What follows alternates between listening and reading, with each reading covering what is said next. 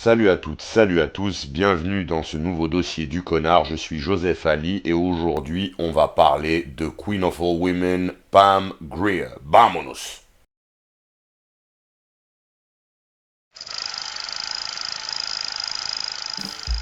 Pamela Suzette Grier est venue au monde le 26 mai 1949 à Winston-Salem en Caroline du Nord. Métis, son père afro-américain était mécanicien dans l'US Air Force et sa mère, native américaine Cheyenne, était infirmière. Le métier de son père envoya la famille en Europe durant les 15 premières années de la vie de Pamela avant de rentrer aux États-Unis et de s'installer à Denver dans le Colorado. Plus tard, Pamela révélera qu'à l'âge de 6 ans, lors d'un séjour chez sa tante, elle a été abusée sexuellement. Une éducation stricte et religieuse fait de la jeune fille une étudiante studieuse et disciplinée, ce qui la destine à l'origine à des études de médecine. C'est ainsi qu'elle intègre, un petit peu avant sa majorité, l'université au Metropolitan State College de Denver. Les études secondaires étant très onéreuses, elle décide de financer les siennes en participant à des concours de Miss dans le Colorado. C'est à la suite d'un de ces concours que l'agent de cinéma Dave Baumgarten la contacte afin de travailler avec elle et la convainc de déménager à Hollywood afin de démarrer une carrière d'actrice. Pamela accepte et c'est ainsi qu'elle débarque en Californie.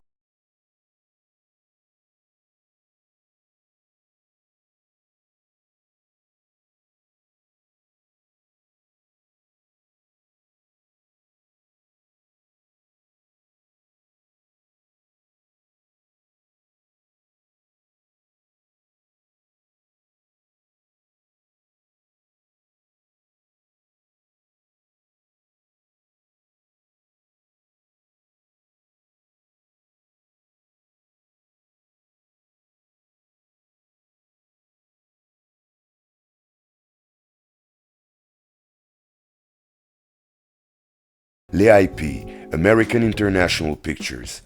Sa plastique parfaite et avantageuse la fera remarquer tout d'abord par le sulfureux réalisateur Russ Meyer et elle aura un rôle dans un de ses Hollywood Vixens, Orgissimo. Russ Meyer est connu pour ses satires subversives, sexy et même exotiques. C'est ainsi qu'il signera des films d'un genre particulier tels que le cultissime Faster Pussycat Kill Kill Kill ou encore ses Super Vixens ou Mega Vixens. Très enclin à la provocation, il est l'un des premiers, si ce n'est le premier, à montrer des femmes fortes, indépendantes, courageuses, badass, mais aussi et surtout hyper sexualisé à l'extrême. En fin de compte, Russ Meyer est à sa manière l'inventeur du concept que revendiquent beaucoup d'influenceuses et autres chanteuses de nos jours, le fameux concept de bad bitch. Quand j'écrivais le reportage, ça m'a fait sourire quand même. Recently, 20th Century Fox had two very heavy ideas. First, make a film called Beyond the Valley of the Dolls. Second, get Russ Meyer to write, produce, and direct it. You'll meet three girls, young, beautiful, talented, a tight trio that was the heart and soul of a rock group. Life was sweet, man, but not enough. The whole world was out there just waiting, and the beat inside pushed them to where it's happening. Hollywood, USA. Yeah, it happened all right. They got hooked on a non-stop merry-go-round where the only ticket you need is success. Be a winner, man, or forget it. When they made that first party, it was like too late. The whole thing was moving, reaching out, and they dug it. Whites, yellows, and reds were more than just colors, man. They were it. The magic dream pills. The chicks were wild and groovy. The studs were cool and cruel. The eyes so warm, the smile so friendly. But watch the teeth, they bite. Elle sera repérée ainsi par Roger Corman, le producteur de série Z, connu pour ses qualités d'économe et qui sera à l'origine des débuts de certains comme James Cameron, Francis Ford Coppola et beaucoup d'autres. Corman a dans l'idée de relancer un sous-genre disparu, les films de prison pour femmes. Il souhaite que Pam soit la tête de gondole de ses futurs projets liés à son idée. Pamela tournera alors en 1971 dans Women in Cages et The Big Doll House, sur la BO duquel elle s'essaye d'ailleurs à la chanson. I'm a long time woman and I'm serving my time. I've been locked away so long now, I've forgotten my crime. Ensuite, en 1972, on la verra dans The Big Bird Cage, Black Mama White Mama, Cool Breeze, Hitman Creole et Scream Blackula Scream qui lui sortira en 1973. Now he's back. 73 est une année importante dans la carrière de Pam Grier. C'est cette année-là qu'elle tourne le film qui lancera sa carrière, Coffy, la panthère noire de Harlem. My name's Coffin. LaBelle Coffin is my little sister.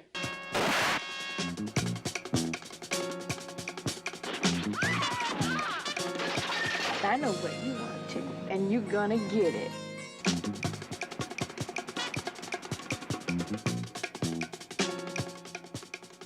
This is the end of your rotten life, you dope pusher.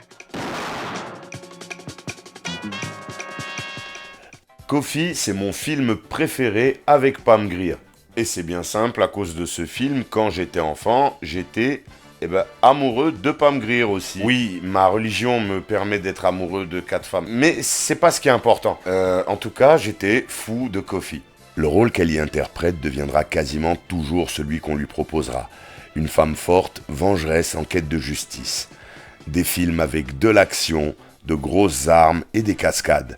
Cascade que Pam assurera elle-même. All your friends are dead. Why kill them all? On la verra dans The Twilight People, La Révolte des Gladiatrices et le très célèbre Foxy Brown. Death is too easy for you, bitch.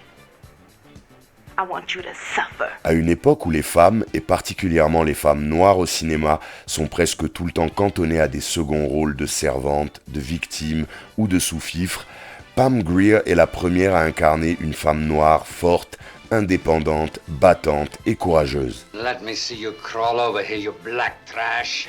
You want me to crawl? What are you doing? Put that down. You want to spit on me and make me crawl? Elle déclarera avec beaucoup d'humilité bien plus tard « Je ne pensais pas que ces films deviendraient l'objet d'un culte 25 ans après leur sortie et qu'ils représenteraient autant pour la communauté noire. Je n'ai rien inventé. Ma mère et ma grand-mère qui ont lutté toute leur vie contre la discrimination sont autrement plus méritantes que moi. » À la fin des années 70, alors qu'elle en a un peu assez d'être toujours cantonnée au même rôle, elle quitte les IP. Un peu avant 1983, ne souhaitant plus de rôle de potiche ou de faire-valoir, elle va même refuser le premier rôle féminin dans Octopussy, le James Bond avec Roger Moore. Ensuite, à part dans Le Policeman avec Paul Newman, elle n'aura plus de rôle majeur et sera souvent dans des seconds rôles liés à sa plastique, mais Pam ne cessera jamais de travailler.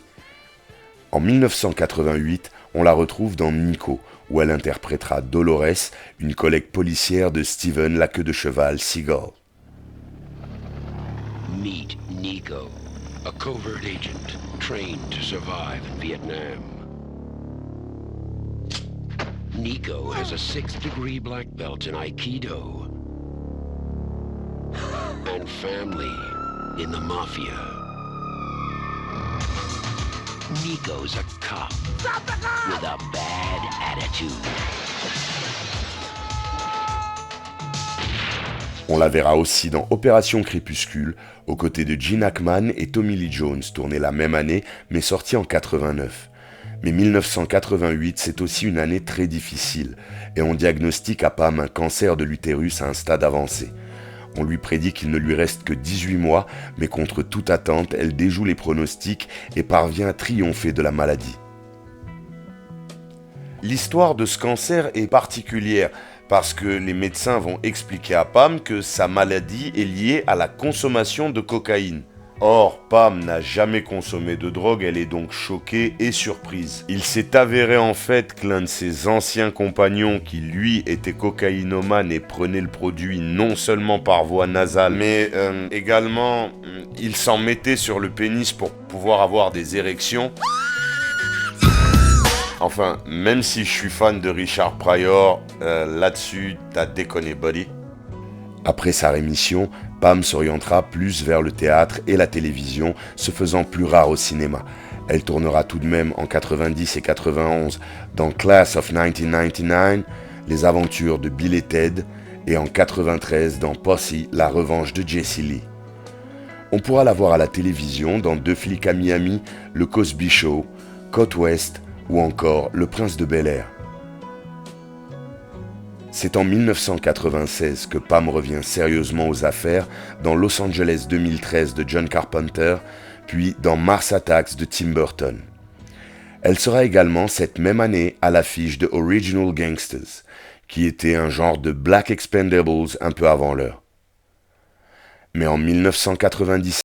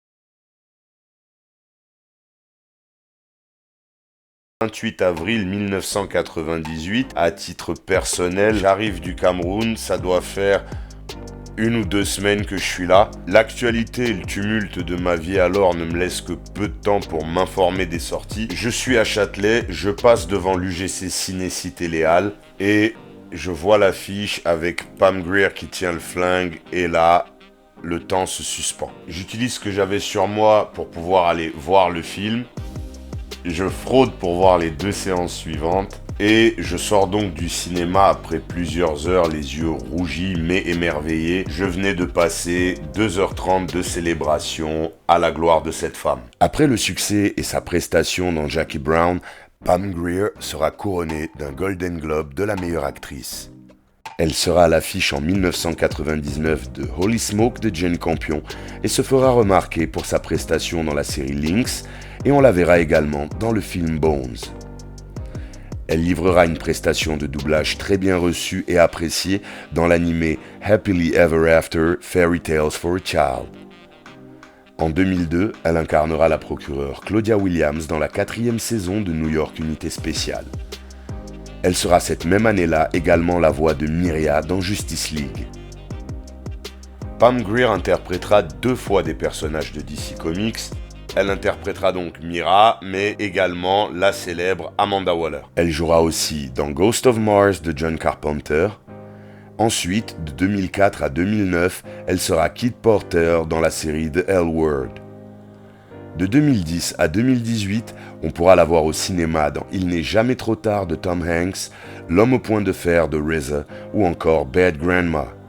Mais également à la télévision, comme en 2015 dans le téléfilm Cleveland Abduction ou en 2018 dans la série This Is Us. On la retrouvera cette année, en 2023, aux côtés de David Duchovny dans Pet Sematary, aux origines du mal, qui sort à l'heure où j'écris ces lignes. Pam Grier sera à jamais pour beaucoup le symbole de la femme noire forte, libre et courageuse. Sa vie personnelle et son humilité en sont le reflet. Ses films ont aidé beaucoup de jeunes femmes à l'époque à s'affirmer et même si souvent ces personnages étaient hyper sexualisés, ils n'en étaient pas moins héroïques, forts et respectables.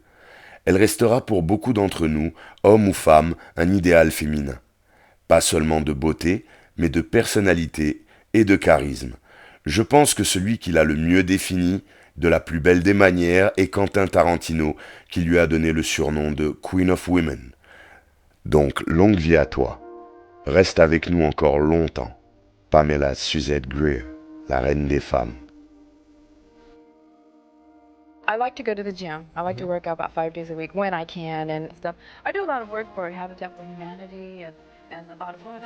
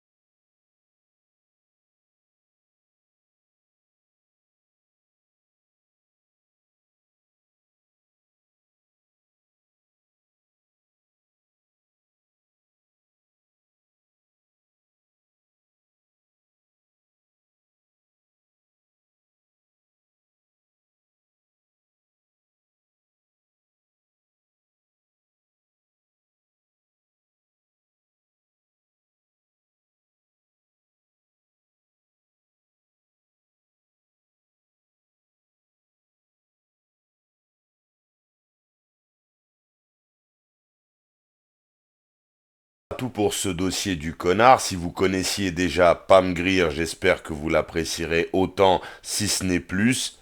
Et si vous la découvrez, j'espère que j'ai su vous la présenter.